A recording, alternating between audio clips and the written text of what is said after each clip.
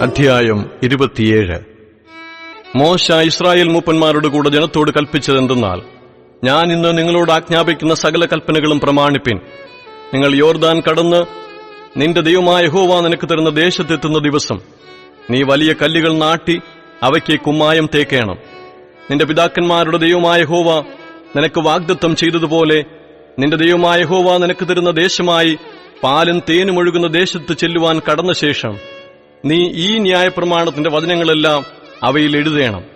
ആകയാൽ നിങ്ങൾ യോർദാൻ കടന്നിട്ട് ഞാൻ ഇന്ന് നിങ്ങളോട് ആജ്ഞാപിക്കുന്ന ഈ കല്ലുകൾ ഏബാൽ പർവ്വതത്തിൽ നാട്ടുകയും അവയ്ക്ക് കുമ്മായം തേക്കുകയും വേണം.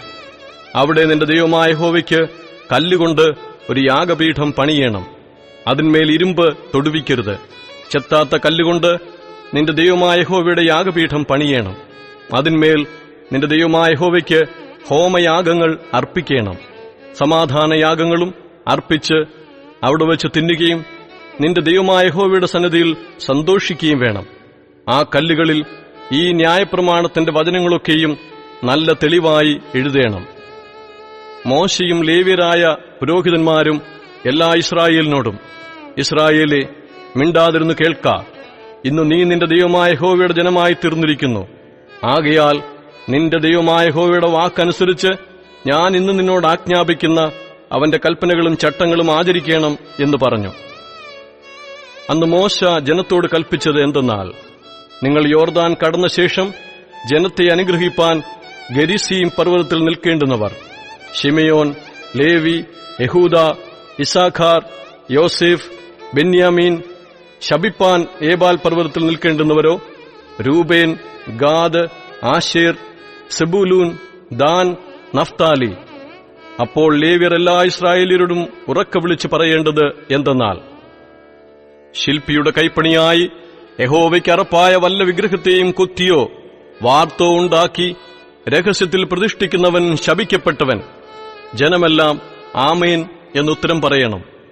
അപ്പനെയോ അമ്മയെയോ നിന്ദിക്കുന്നവൻ ശപിക്കപ്പെട്ടവൻ. ജനമെല്ലാം ആമേൻ എന്നു പറയണം. കൂട്ടുകാരന്റെ അതിർ നീക്കുന്നവൻ ശപിക്കപ്പെട്ടവൻ. ജനമെല്ലാം ആമേൻ എന്നു പറയണം. കുരുടനെ വഴിതെറ്റിക്കുന്നവൻ ശപിക്കപ്പെട്ടവൻ. ജനമെല്ലാം ആമേൻ എന്നു പറയണം. പരദേശിയുടെയും അനാഥന്റെയും വിധവയുടെയും ന്യായം മറിച്ചുകളയുന്നവൻ ശപിക്കപ്പെട്ടവൻ. ജനമെല്ലാം ആമേൻ എന്നു പറയണം. അപ്പന്റെ ഭാര്യയോടുകൂടെ ശയിക്കുന്നവൻ അപ്പന്റെ വസ്ത്രം നീക്കിയതുകൊണ്ട് ശപിക്കപ്പെട്ടവൻ. ജനമെല്ലാം ആമേൻ എന്നു പറയണം. വല്ല മൃഗത്തോടും കൂടെ ശയിക്കുന്നവൻ ശപിക്കപ്പെട്ടവൻ. ജനമെല്ലാം ആമേൻ എന്ന് പറയണം. അപ്പന്റെ മകളോ അമ്മയുടെ മകളോ ആയ സഹോദരിയോടുകൂടെ ശയിക്കുന്നവൻ ശപിക്കപ്പെട്ടവൻ. ജനമെല്ലാം ആമേൻ എന്ന് പറയണം. അമ്മാവി അമ്മയോടുകൂടെ ശയിക്കുന്നവൻ ശപിക്കപ്പെട്ടവൻ. ജനമെല്ലാം ആമേൻ എന്ന് പറയണം. കൂട്ടുകാരനെ രഹസ്യമായി കൊല്ലുന്നവൻ ശപിക്കപ്പെട്ടവൻ. ജനമെല്ലാം ആമേൻ എന്ന് പറയണം. കുറ്റമില്ലാത്തവനെ കൊല്ലേണ്ടതിന് പ്രതിഫലം വാങ്ങുന്നവൻ ശപിക്കപ്പെട്ടവൻ. ജനമെല്ലാം ആമേൻ എന്ന് പറയണം. ഈ ന്യായപ്രമാണത്തിലെ വചനങ്ങൾ പ്രമാണമാക്കി അനുസരിച്ച് നടക്കാത്തവൻ ശപിക്കപ്പെട്ടവൻ. ജനമെല്ലാം ആമേൻ എന്ന് പറയണം.